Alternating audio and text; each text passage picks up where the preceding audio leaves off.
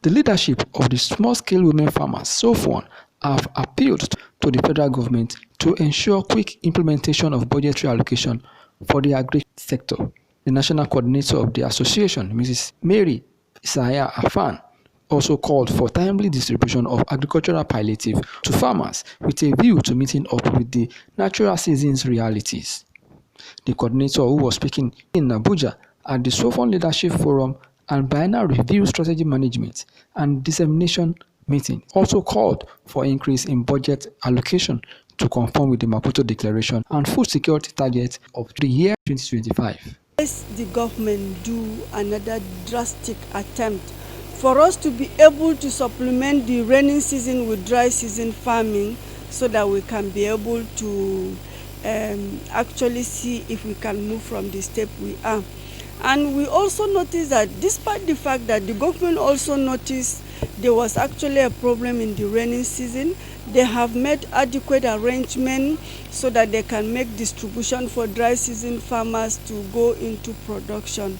But very unfortunately, another disaster happened with this NSAS protest that was hijacked by hoodlums.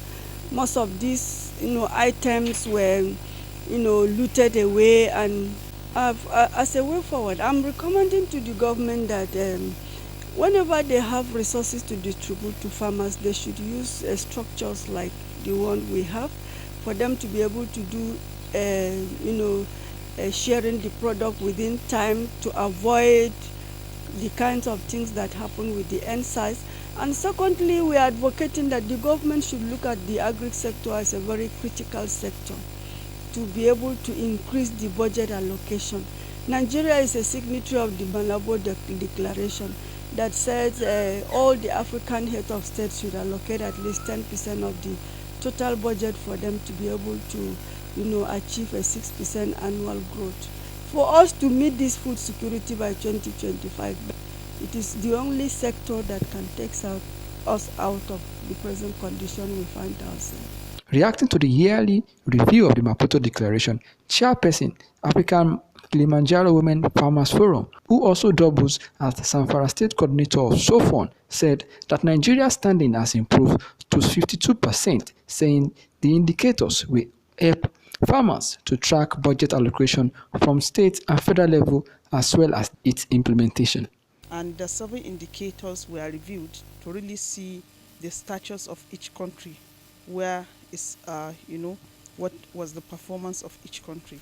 So we are gathered here not only as Nigerian women farmers, but you can see it's been linked to other African countries to see how each country is performing and where we are as per the indicator.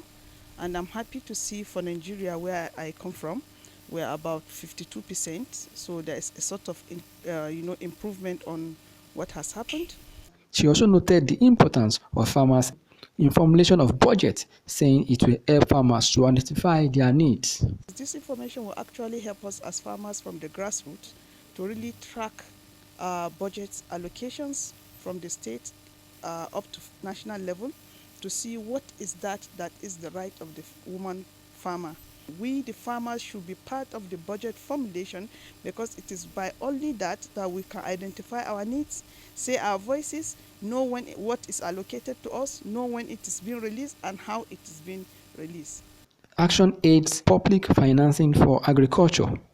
Mrs. Constance Okeke highlighted the essence of the biennial review aimed to equip the leadership of SWOFON with adequate and useful information that will be channeled down to the grassroots farmers.